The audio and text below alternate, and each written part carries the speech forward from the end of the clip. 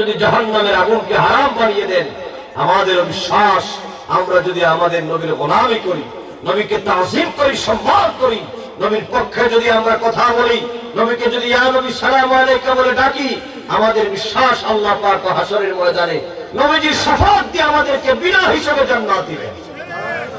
বলেন ইনশাআল্লাহ, বলেন ইনশাআল্লাহ। আর এই বিশ্বাস নিয়েই তো আমরা এই মাহফিলের ইন্তজাম করি, না হলে তো এত লক্ষ লক্ষ টাকা খরচ করার কোনো দাম নাই। এবার আসেন আমাদের নবী, নূর নবী, হায়াতুন নবী, জিন্দা নবীর উম্মত আমরা যারা, সেই নবীর প্রতি আমাদের সম্মান প্রদর্শন করা লাগবে। আমাদের নবীর প্রতি সম্মান প্রদর্শনের ব্যাপারে আল্লাহ পাক বলেছেন, তোমরা যারা আমার নবীর উপর ঈমান এনেছো, তোমাদের দায়িত্ব কয় দফা? মাশাআল্লাহ, মনে আছে আপনারা তো? মাশাআল্লাহ, 3 দফা দায়িত্ব। আল্লাহ পাক বলেন, লিতুমিনু বিল্লাহি ওয়া রাসূলিহি ওয়া তুআশশিরুহু ওয়া তুওয়াক্কিরুহু ওয়া তুসাব্বিহুহু বুকরাতান ওয়া আসীলা।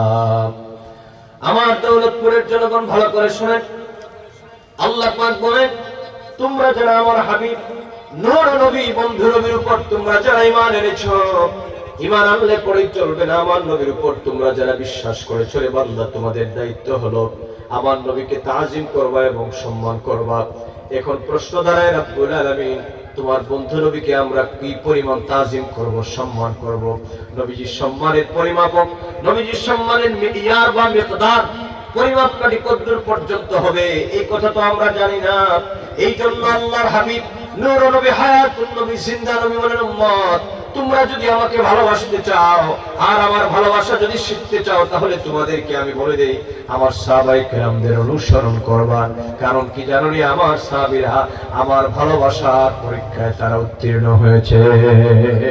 আল্লাহু আকবার বলেন। এই পৃথিবীতে আর কারো কোনো কথা বলেন নাই। নবীর ভালোবাসা, নবীর তাজিম শিখতে হলে কার কাছ থেকে শিখতে হবে? নবীর সাহাবায়ে কেরামদের কাছ থেকে। শোনা, এখানে আরেকটা কথা বলি, এই পৃথিবীতে আমাদের ঈমানের ব্যাপারে কোনো গ্যারান্টি নাই।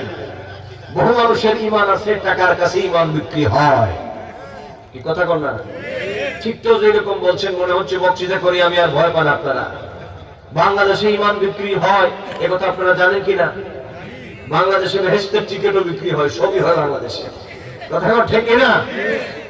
মাগনা 2 পয়সা দিয়ে বেহেশতের টিকিটও পাবেন, আবার খুব অল্প সময়ের মধ্যে আপনি ঈমানও বিক্রি করতে পারবেন।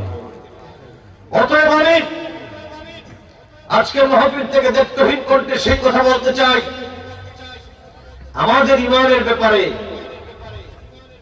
নবী করিম সাল্লাল্লাহু আলাইহি ওয়াসাল্লাম এবং আল্লাহর পক্ষ থেকে আমরা যে ঈমানের উপরে অটল থাকতে পারবো, এরকম স্পষ্ট কোনো বার্তা নাই। বরং নবীজি হাদিসে পাকের মধ্যে এসেছে, কিয়ামতের আগে এক প্রকারের উম্মত হবে যারা সকালে মুমিন বিকালে কাফের, বিকালে মুমিন সকালে কাফের, এইরকম ঈমান হবে। তার ঈমানটা দুদুল্যমান অবস্থায় থাকবে। বাংলাদেশে বহু লোক আছে,